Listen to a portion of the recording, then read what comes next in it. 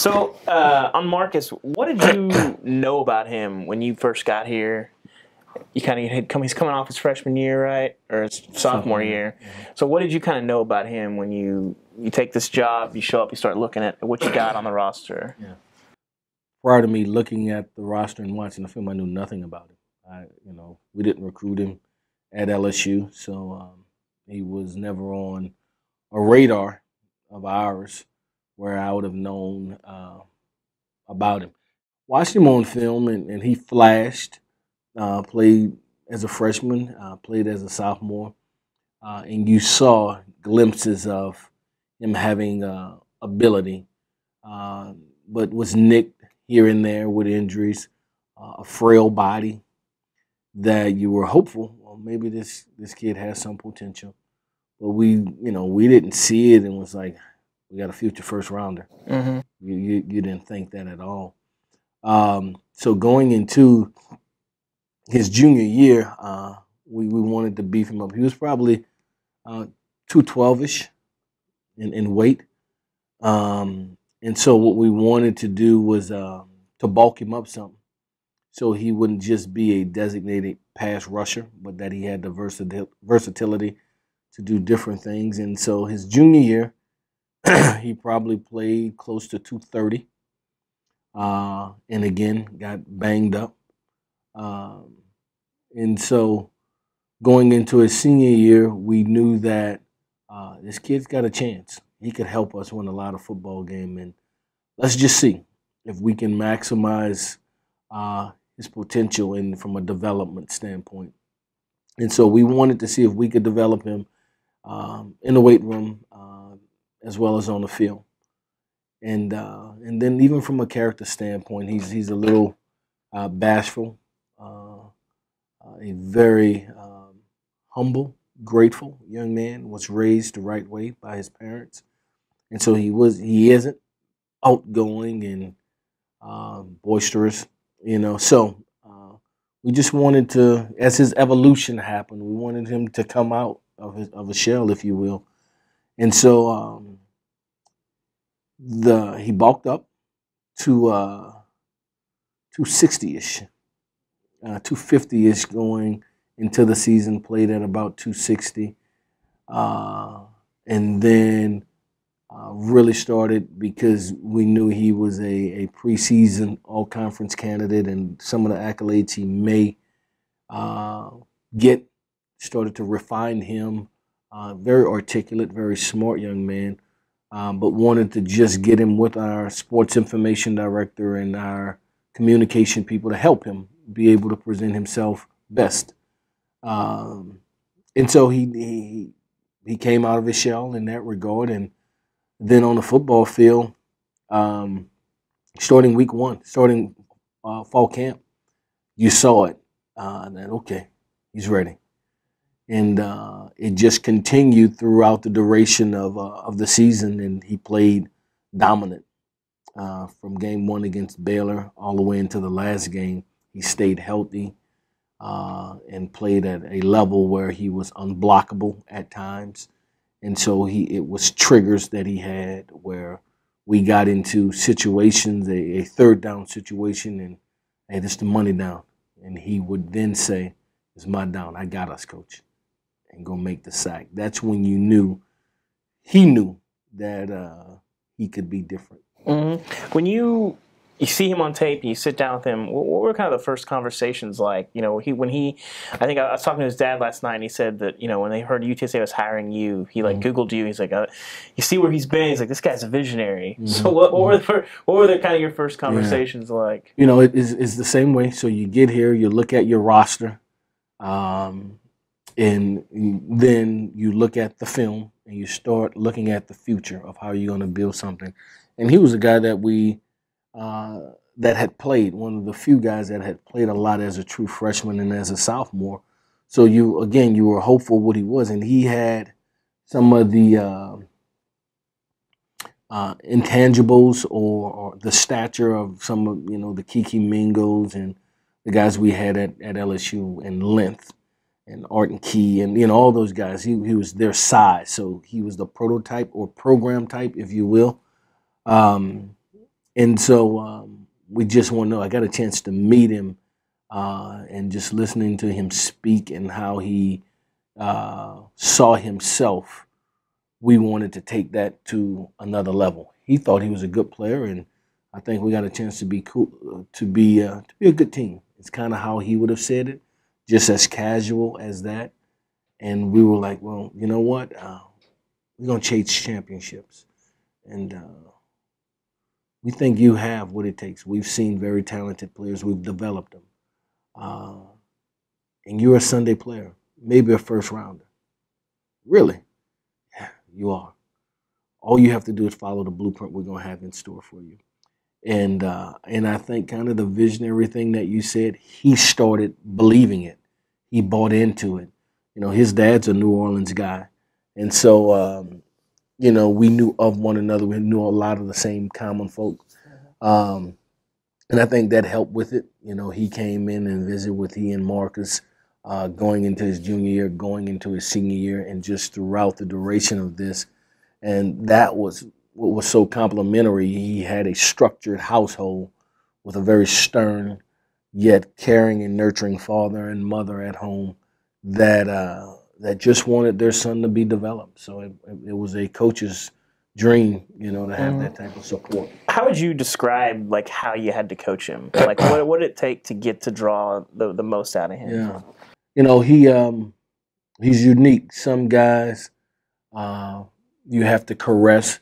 Some guys you got to yell at. I think with him, he eternalized so many things that when the message was given, however it was given, he deciphered and saw it in his way.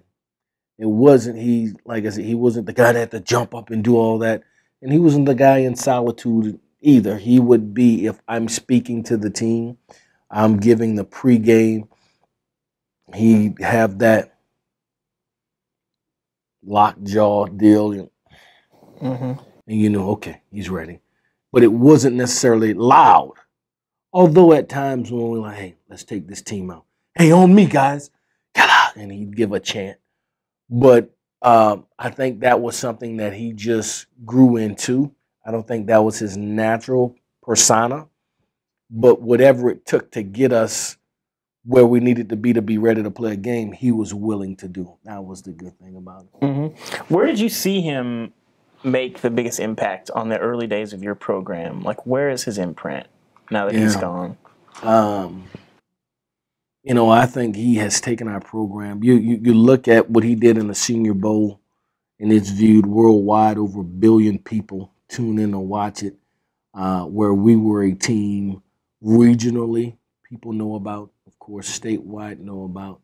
I think his potential and the things that he's done this far have put us on a national stage, where from a marketing standpoint, a guy who's a potential first-round draft pick that can go to a Senior Bowl and play dominant, and although, you know, Jarvion Williams and David, and I mean, we got guys that are there, but not at that prestige. They weren't first-round draft picks. Teddy, I mean, so there's several guys that's already been there that are name-worthy, but none with the impact where when you're drafted as a first-rounder, you can be a potential franchise player. And so we like to say he's shown the people, if you will, that dreams aren't deferred when you come to UTSA, that your dreams can become a reality, and that being a first-round draft pick is true when we say the National Football League don't draft universities, they draft individuals. And so when you have a platform and you're developed, it doesn't matter if you're at the University of Texas or the University of Texas San Antonio. Your body of work with proper development will speak for itself. What his dad was telling me, you know, he's like, when he went to Mobile, I said, hey, you sack the Heisman winner, you're good. You're good. What was it like for you to see him have a nice game on that stage? You know, so I talked to him probably every night, every other night, just checking in with him because I wanted to be there, just to support him. And one of my childhood quarterback on my team, Vance Joseph, the head coach for the Broncos, they were coaching the other team. And so I knew several of the NFL coaching staff, and of course Vance called me and, hey, I got your guy. And so we're talking back and forth. So it was surreal, to know that our guy is the talk of the Senior Bowl, not the guy at other schools, but our guy, our UTSA guy, is the talk of the town, the talk of the day. And so whether it was coaches, general managers, etc., it was just really flattering to hear that, the kind words, the professional opinions of the best in the business speak highly and heap praise on Marcus. It was a good thing. And so I just wanted to reach out to him and be as supportive as I could be from afar. And I thought he did it. I thought every day he got better and better, acclimating to the level of competition, to the environment.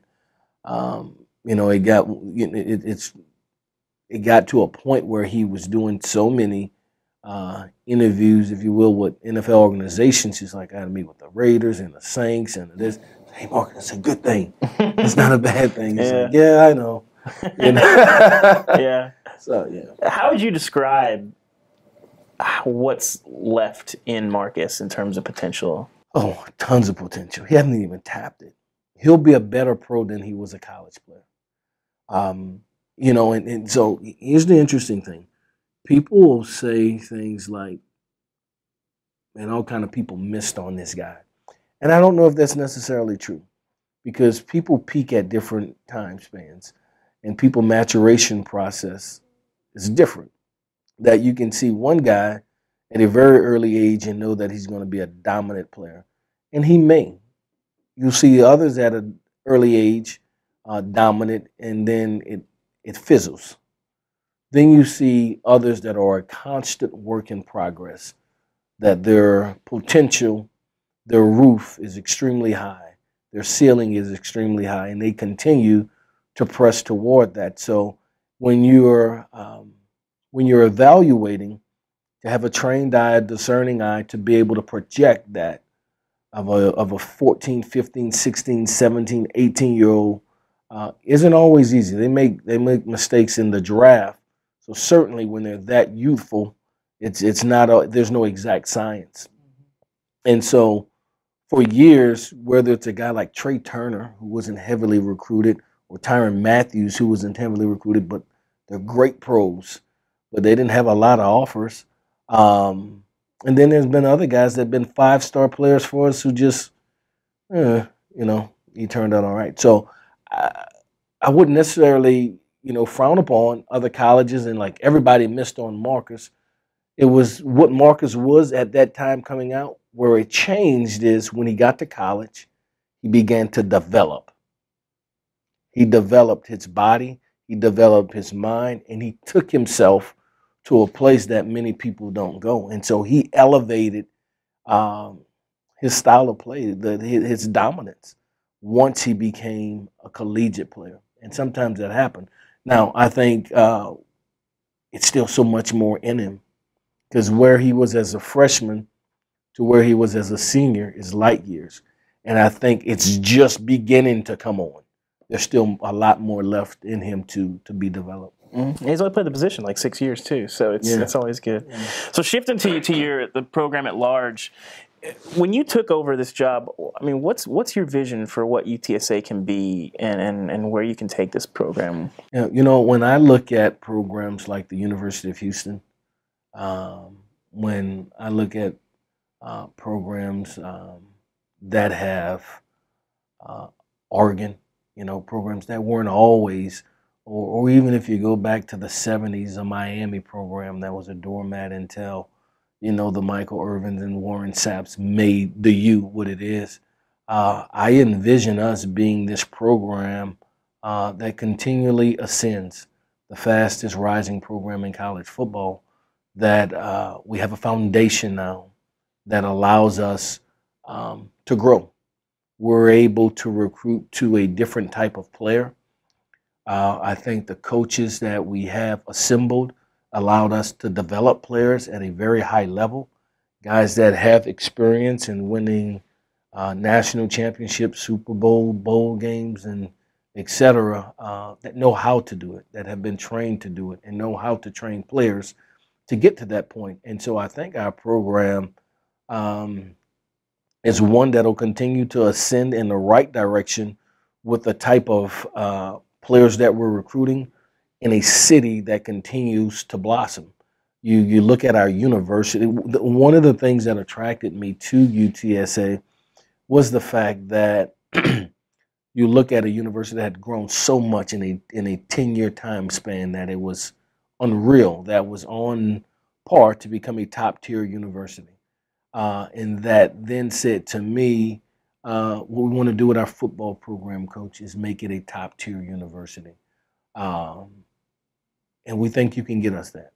It was one of the most humbling moments in my life that I embraced because I believe it. I've drank the Kool-Aid that we can be a top tier football institution, that we can compete at a high level, and we get those opportunities to go to College Station, to go to Waco, and play a quality Baylor team. And we'll do so again this year, going to Kansas State and going to Arizona State and Tempe, and then in years to come to go to Baton Rouge. And so I think when we look forward to it, it's not for us, hey, we're going there to be their homecoming. No, we're going there to compete, to win a game, and believe it that we can win a game. We'll have chances to win a game because of the personnel and the development of our football team and our program. How would you describe where the program is right now relative to where you want it to be? We still got a ways to go. We still have a ways to go. But the bright thing is we have a president and an athletic director who's come in and have taken the wonderful foundation that Ricardo Romo and Lynn Hickey have laid, those roots, and now ready to fertilize it and let the state reap the benefits of it. And so I think we're primed for it. I think all the steps are aligning themselves in facilities, in resources, with the business leaders, with our UT Board of Regents, with our donors, our boosters, our alumnus, that we get it. Okay, this is what we need to do to take it. Let's go there. And so that's what makes it so exciting, to be able to build something from ground zero. I think, the administration and coaching staff that were here when this program started did a great job. They were the right people at the right time. You couldn't get a better name than Larry Coker at that time. I think he and his staff did outstanding. I think the vision of Dr. Romo, of Lynn Hickey, was fantastic. And I think now we're in position to really elevate ourselves and go to that next tier. Mm-hmm. What was it like for you as a coach to win 6 games, though, and not get that reward of the bowl at the end? What was that like? Yeah, it was disappointing in the sense that we qualified.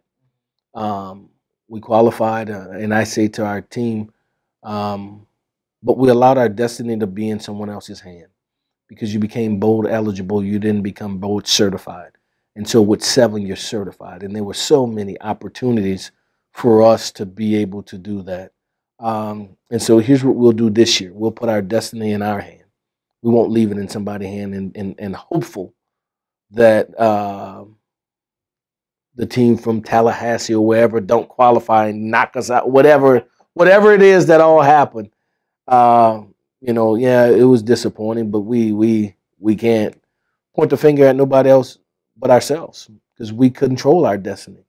And it was attainable, and we didn't get the job done. We'll be better this year. We'll rectify that. Yeah, what did you think of all the Florida State stuff? Because that was really confusing. Because it was like, well, they're making a special game, and then it was like, okay, well then now they technically didn't meet the qualifications, but then they did. What did you make of all that? Yeah, I'm gonna take the high road. I thought we were deserving.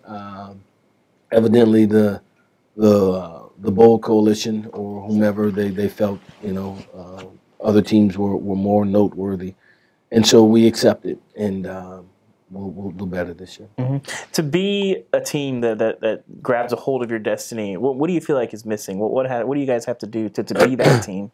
Yeah, I think we have to do a better job of finishing. You look at 2 years in a row in the fourth quarter of games, literally, there's whether we're up or behind, at some point it's a 14-point game.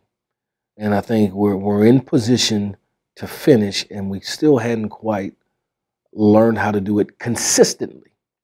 We've won a lot of fourth quarter games, but we've been in position to finish where we have not.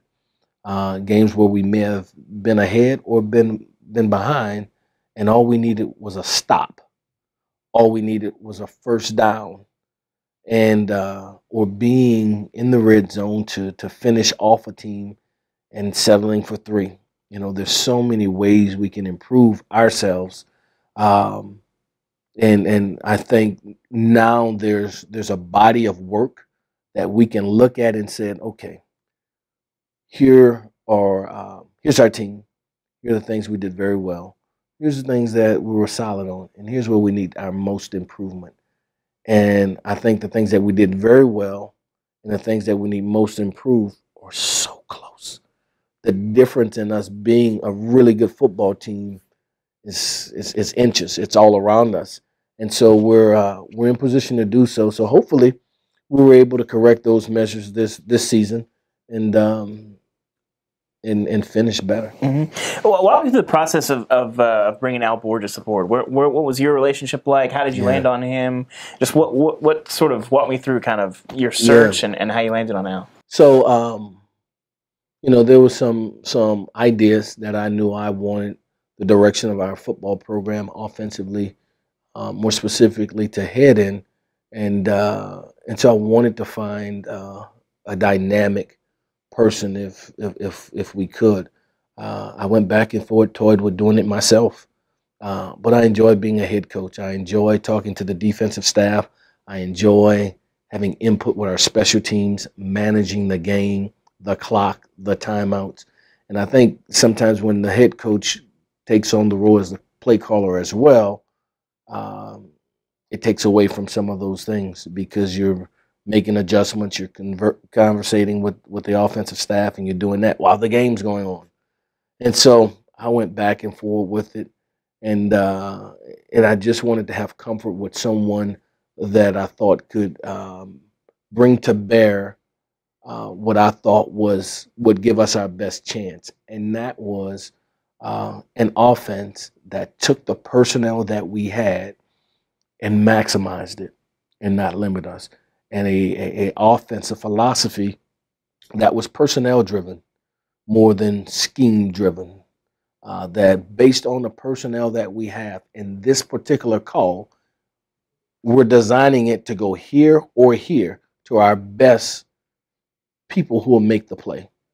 And so when I looked around the country, there was only a handful of people that had played in multiple offensive schemes and adapted in the manner that Al did, whether at UCLA with K. McNown, whether it was at Auburn with Jason Campbell and Ronnie and Cadillac, or at Michigan with Shoelace and those guys, or at San Jose State. Everywhere he went, you saw a guy with an uncanny ability to be able to maximize the potential of the quarterback and of the people around him. And so, and it wasn't a flash by night guy, or it wasn't just we're going air raid, let's throw it every play. There's a method to what we do, And so and there's nothing wrong with air raid. That's just not who we are. I believe in playing football where we're all responsible to one another, the offense, the defense, and special teams, and the objective is to win the game in spite of statistical deals. And so that's what we're aiming to do. We're aiming to win games and maximize the potential of our talent that we have in spite of what we have. Whatever we have, let's make it the best that we have. And so after going against Al Borges in my years at Mississippi, um, and he was at Auburn at that time, and then watching even from afar, knowing what they did at Auburn this year and him having input with those guys, he was a guy that fit the bill of exactly what we needed. I think we got the perfect candidate in there. Mm-hmm. In this state especially, there is that pressure, maybe not to go full air raid, but the half spread concepts. Yeah. What's your approach to that? And you know, when you get questions about that on the recruiting trail, like how often is that coming up, and what's the approach to that? Well, we've gotten it spread. See, people. Here's what happened. If you throw it every play, people say that's spread offense. Yeah. Oh, that's West Coast, and so people don't even understand identity of offense. You know, if it's 5 wide, yep, that's it, and that's not it. That there's a lot of teams that are really good football teams that run the ball effectively, throw the ball effectively, in a manner that is tempo controlled. And I do believe there's various tempos in attacking a defense. There's a time to speed it up, a time to be a little more deliberate in your approach, and there's a time where it's nonstop. And so we have all that in our offense. We've done all that even in the past. We'll probably be a little more diversified this year than we have to get to what we need based on our personnel. But I don't feel a pressure to be air raid. I feel a pressure and pressure from within and on my own to win. Win. That's what I'm paid to do. Win the game. And so to say we, yeah. Mm-hmm. How close do you feel like this program is to winning a conference title or winning a division? Yeah, I think we're very close. You know, our first year we finished second in our conference and in the West. I think this year we're one game away from doing the same thing again in the mix of it all. You know, 1 point, 3 points to North Texas, 1 point, 2 points to this. I mean, we're right there. I mean, you're talking about third and a mile and a Hail Mary that goes up that makes a difference in that game, and you know, and a scoreless game back and forth with FIU. You know, so winning 6 and winning 9 was the difference of about 7 points. So, yeah, I think we're close. Do you feel like, you know, you mentioned like Marcus being at the Senior Bowl is you guys being on a national stage. Do you feel like you're just kind of waiting on this program? Not necessarily waiting, but you guys need that breakthrough win that makes everybody's ears perk up? Do you feel like you've had it? Where do you kind of stand on what? I think we need to consistently win. Yeah. You know, and coming close isn't good enough, you know. And playing A&M close at A&M and having the lead with minutes left in the winding moments against Arizona State, or even beating a Baylor team, that's not enough. You have to win on a consistent basis, and that's our desire. Mm-hmm. Was it disappointing for you at all last year to beat Baylor, a team that's had so much success, and then to see them not have the kind of year that they had grown to, and it almost devalues in some way your win? Not at all. Not at all. They're a very talented football team. They have a new coaching staff. He'll do a great job there. They're like anybody in their first year trying to find their way, weeding out, putting in your system to be able to say that it devalues in a loss to the Longhorns by 3.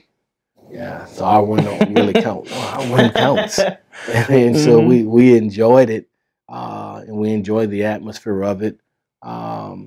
I respect that program tremendously. I respect that head coach tremendously, and so we're very proud to be able to get that win. And you know, he'll be fine. I mean, and certainly not my objective to worry about them, but I know him, and I know the type of coach he is. They'll do well.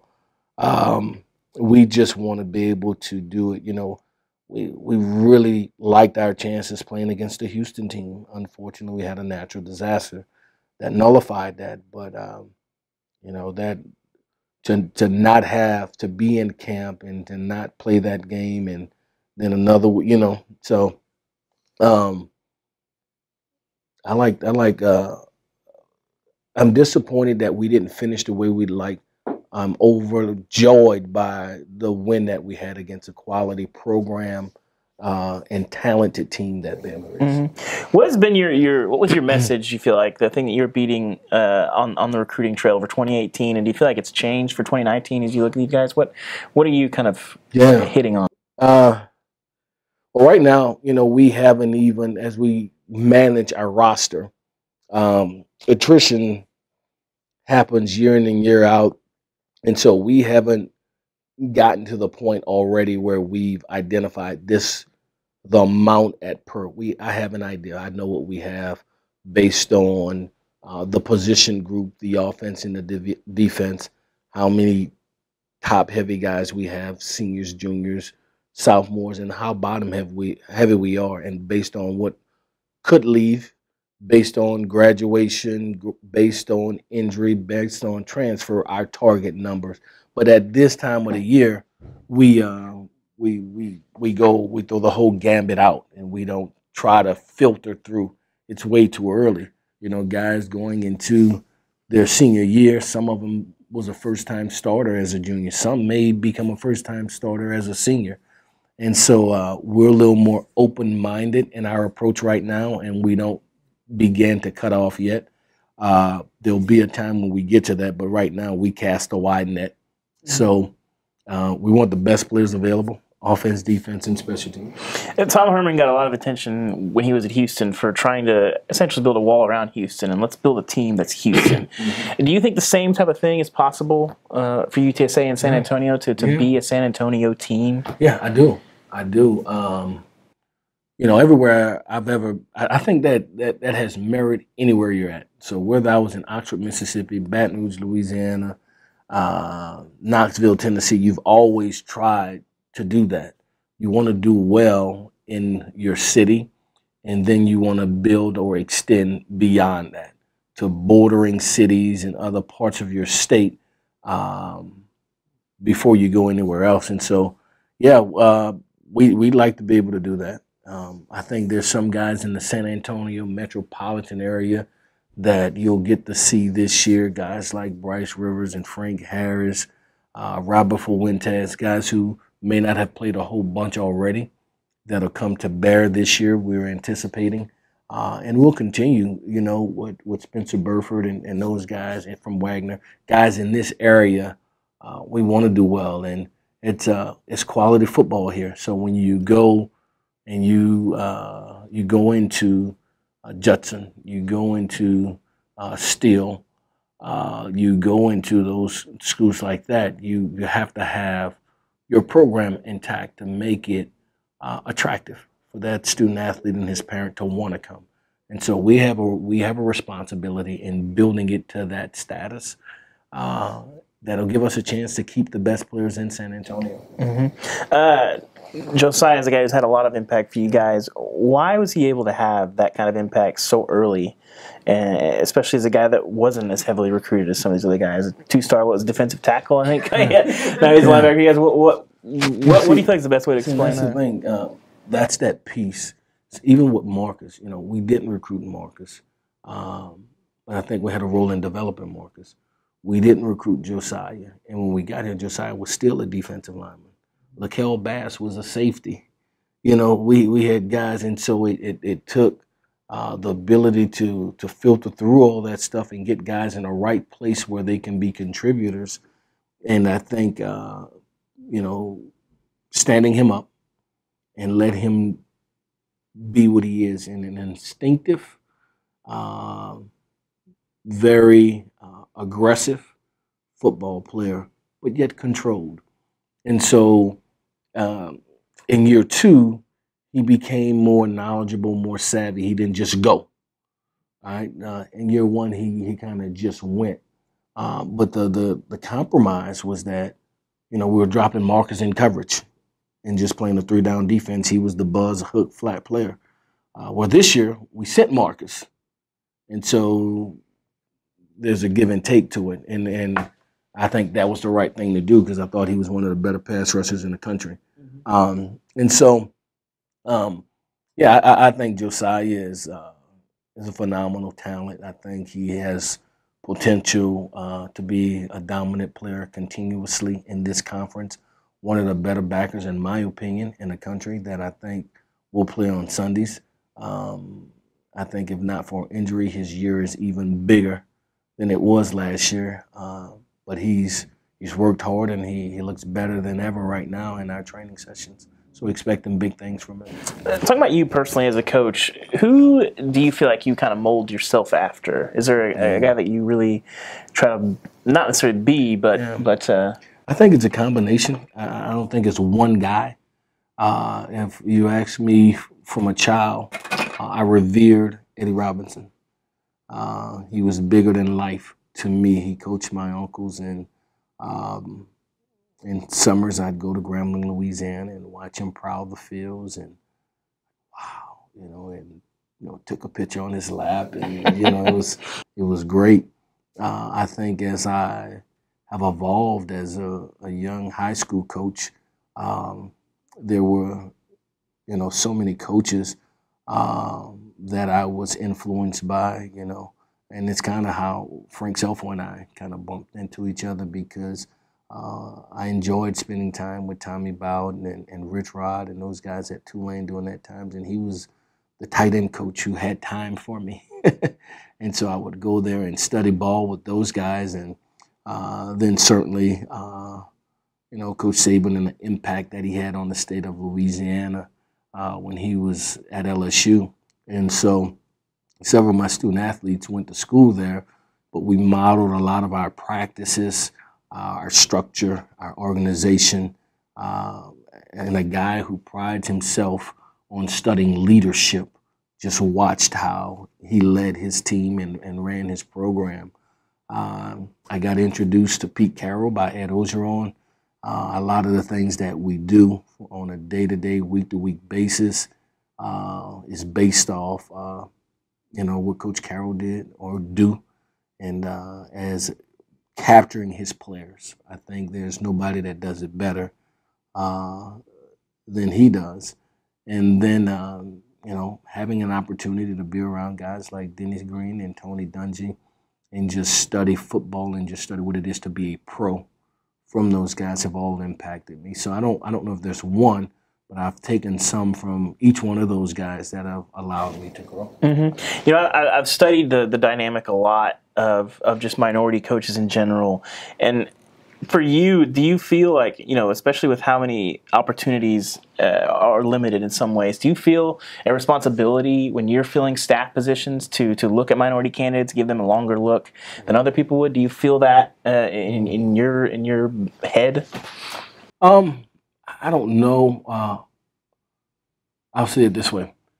If a guy has a talent that I think has been overlooked, and I respect the job that he does, and I think he adds value to us, I see no color. So when I hired Pete Golding, I met Pete Golding at Delta State when we were entertaining Dave Aranda, all right? And he was came behind him at Delta State, and then went to Southeastern Louisiana, and then he was a position coach at Southern Miss. But I knew that guy had something about him. When I was a grad assistant, young coach at Nicholls State, so was Jason Rollins. Then I went into high school coaching, and he was a co-coordinator at McNeese. And I always respect the way that he handled himself. So even I got 2 for 1 in my mind. I'm gonna get 2 coordinators, and and I didn't know if I was gonna code them or not. Wind up going with Pete. But when he left, I knew I had somebody in place where we wouldn't miss a beat, because Jason was plenty talented enough to be able to do it. And it wasn't that I'm going to do it because he's a minority. I'm going to do it because he's very talented. It wasn't that I wanted to do it with Pete because he's just 30 years old, how old he was. He's young. He's very talented. And so studying people yet again, he had a talent about himself that drew me to him. When Ricky Brumfield, who's now at Virginia, who was our special team coordinator, he was at Union College, and all these, whatever the school name in Virginia, West Virginia, he would get mad at me because I can never remember the school. You remember? I saw the F. Anyway, Fordham? No, Fordham's like East West Coast. Virginia. I forget.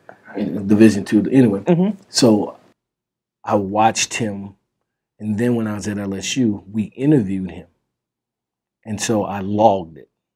Yeah, if I ever become a coach, that's a guy I'd want it. And we didn't hire him at LSU, but it gave me an opportunity to see him present, to teach, to articulate himself to a room of other peers, professionals. And so it wasn't necessarily that I'm going to look for this minority. It was guys that are very, very talented. Mm-hmm. And when he was at Western Kentucky, they were very, very good.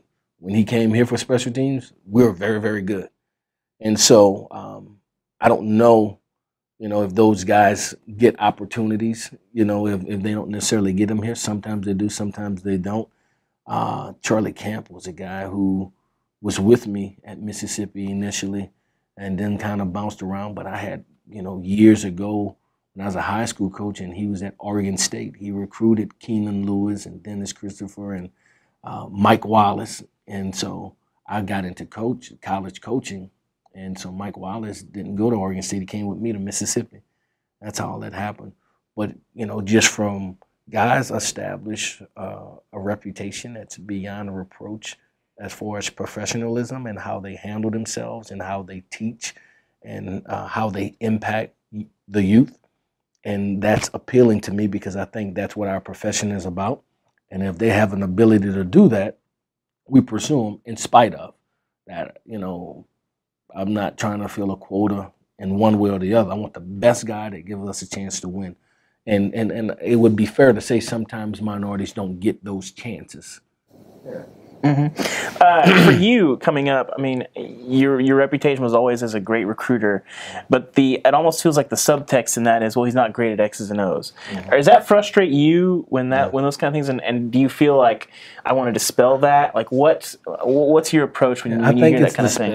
Mm-hmm. I think it's dispelled. I think there's a time, and it's unfortunate that if I'm sitting at any other school or any other head coach who has there's not a better recruiter than Urban Meyer, who never was a coordinator, but no one ever questions his ability for football.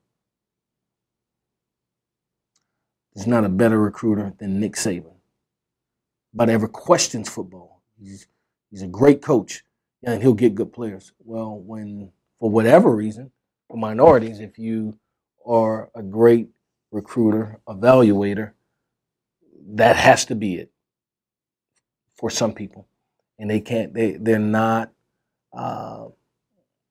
see you beyond that.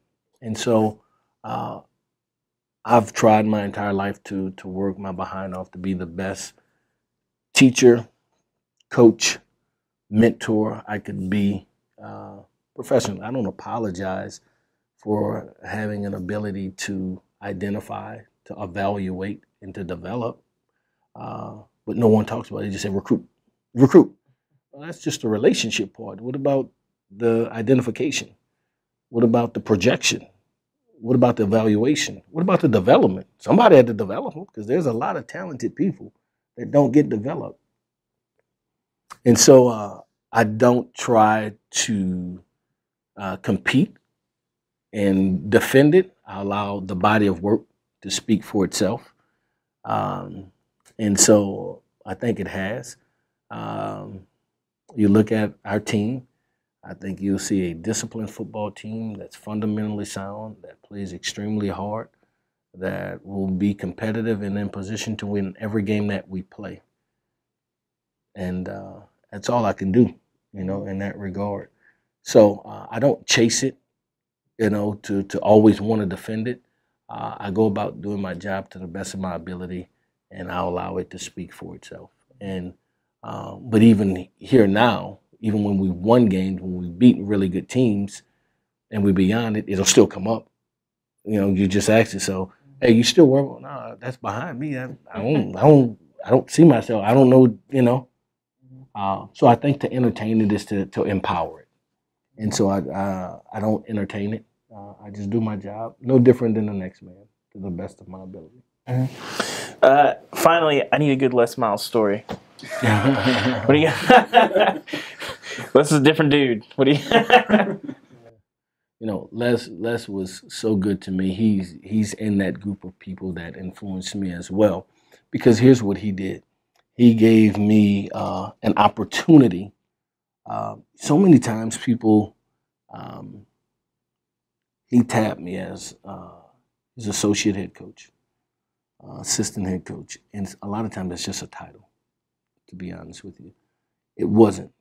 And so whether we were dealing with fundraising efforts and dining, or dealing with state legislators or donors or boosters and what they call the Tiger Tour, he'd do 5, I'd do 5. When we dealt with our team and we had issues, whether it was that of the liaison between campus police and the team, of academics and the team, of residential life in the team, of camp, of whatever it was, I'm so fortunate that he gave me an opportunity, blessed me with an opportunity to say, I need you to take care of this. I need you to go meet with King Alexander, our president. I need you to go meet with Joe Oliva and discuss these things. This is what we're trying to get done. And it was the greatest thing that could happen, because it was on-job experience that you can't speak to, that you actually have to do it. It has to be practical. And so I got an opportunity to do all of those things there. So I'm a big Les Miles guy. I love Les for what he did for my career, and believing in me and trusting me and giving me those type of responsibilities. All right, great, a Les Miles story. Yeah, see, the best ones are probably ones I can't tell. I'll tell you. Those are the good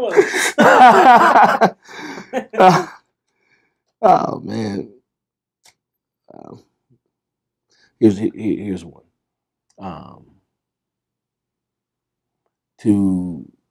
He taught me how to never waver, how to never flinch in the face of adversity. And the reality was, probably when adversity hit, we were at our very best. And so whether it was the ballroom fight incident, whether it was the dismissal of Tyrann Matthews, in season, we're driving to a game and find out his sister's involved in an accident that killed her at the hotel, or the night that we're at a game, his sons get injured, rush to the hospital, to leave there, to go to the morgue to identify his deceased mother. A strong man, a very strong man that took care of his responsibilities as a husband, as a father, and as a leader of our football team, and never let one or the other detour him from being, from taking away his responsibilities. And so I know it's not a funny one, but when things get tough, when things don't go our way, I reflect on how he handled those adverse times in such a classy, stern manner. And I try to mimic those things. Have you thought about bringing him aboard as a consultant or analyst or any kind of tape role or anything? I would love to. I don't know if he would come or if I could afford him. They paying him a lot of money to do TV. Yeah. So, but I talk to him. Probably talk to him once a month to check in with him. And he'll him, hey, Frankie, I love you, man. You hear me? I miss you. That sounds like Les. I can hear it. And, just very endearing, but a wonderful guy. Mm-hmm. Well, anything else you feel like I should know or we didn't ask about? No, I think, here's one thing I'd like to point out.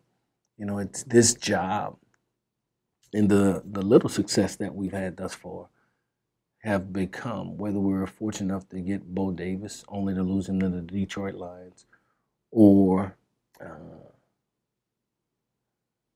right now with David Turner and getting him from A&M, that guys look at this program now and think, okay, yeah, that's That's a desired spot I can go to. I can go there. We could have great success, and I'll feel good about it.